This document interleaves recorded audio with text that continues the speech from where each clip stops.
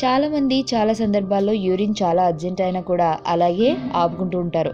కొంతమంది సమయం సందర్భం వల్ల అలా ఆపుకుంటే, మరికొందరు బాత్రూమ్కి వెళ్ళడానికి బద్ధకమై యూరిన్ వెళ్లకుండా అలాగే ఫోర్స్తో ఆపుకుంటూ ఉంటారు.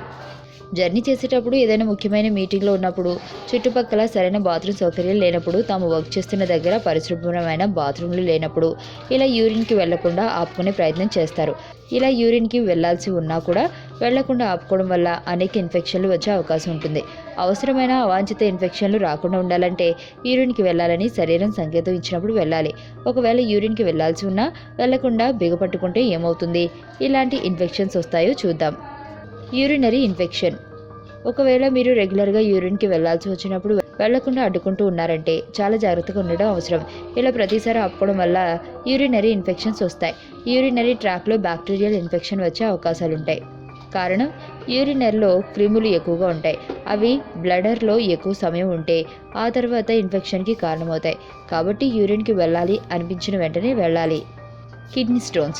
ఎక్కువసేపు యూరిన్కి వెళ్లకుండా ఆపుకుంటే కిడ్నీల్లో స్టోన్స్ ఏర్పడే అవకాశం ఉంటుంది. దీనికి మీరే బాధ్యులవుతారు. చిన్న చిన్న కిడ్నీ స్టోన్స్ యూరిన్ ద్వారా బయటకు వెళ్ళిపోతాయి. కానీ మీరు యూరిన్కి వెళ్లకుండా ఆపుకునే ప్రయత్నం చేయడం వల్ల అవి పెద్దగా మారి యూరిన్ ద్వారా బయటకు వెళ్ళలేకపోతాయి.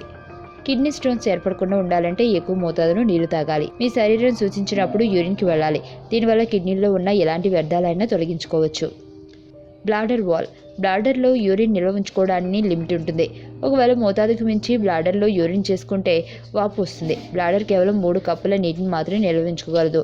కాబట్టి యూరిన్కి వెళ్ళడానికి అందుబాటులో బాత్రూమ్లు లేనప్పుడు ఎక్కువ నీళ్లు తాగితే సమస్య వస్తుంది. కాబట్టి ముఖ్యమైన మీటింగ్, వర్క్ ఉన్నప్పుడు ఈ విషయాన్ని గుర్తుంచుకోవాలి. మళ్ళీ వెనక్కి. ఇది చాలా సీరియస్ కండిషన్స్లో జరుగుతుంది. అంటే మీరు యూరిన్కి వెళ్లాల్సి ఉన్నా కూడా చాలా సమయం అలాగే బిగబట్టి ఉంటే బ్లాడర్లో నిల్వ ఉండే యూరిన్ మళ్ళీ మూత్రాశయంలోకి, కిడ్నీల్లోకి వెనక్కి వెళ్తుంది. దీనివల్ల చాలా తీవ్రమైన ఇన్ఫెక్షన్స్ వస్తాయి. యూరిన్కి వెళ్ళాలని శరీరం సంకేతం పంపినప్పుడు మీరు యూరిన్కి వెళ్ళకపోతే చాలా అసౌకర్యంగా ఉంటుంది. ఈ లిక్విడ్స్ని నిల్వ ఉంచుకోవడానికి శరీరం స్ట్రెచ్ అవుతుంది.